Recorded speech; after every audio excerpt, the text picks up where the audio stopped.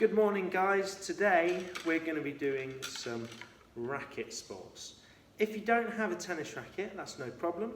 Maybe you've got a badminton racket, maybe you've just got a plastic tennis racket, you could even have a table tennis bat. Doesn't matter what ball you use, as long as it bounces.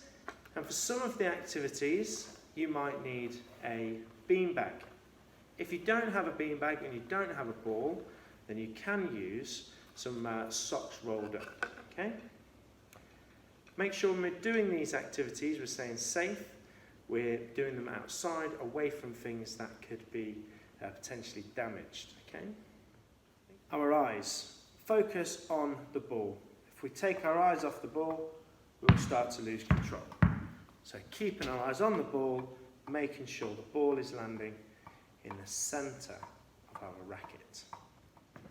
Okay, for the first activity, all you need is your racket and a beanbag. If you don't have your beanbag, like I said, then we could roll up some socks.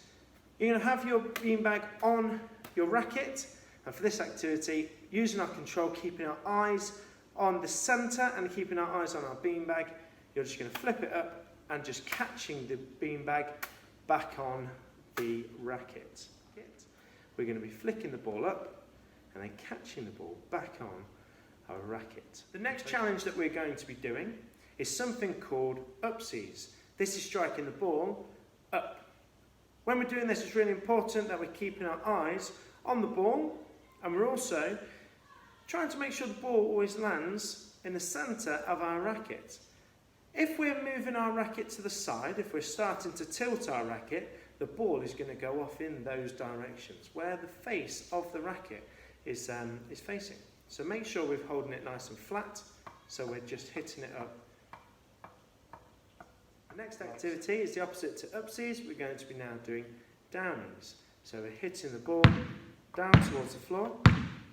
Focus on a point in the floor.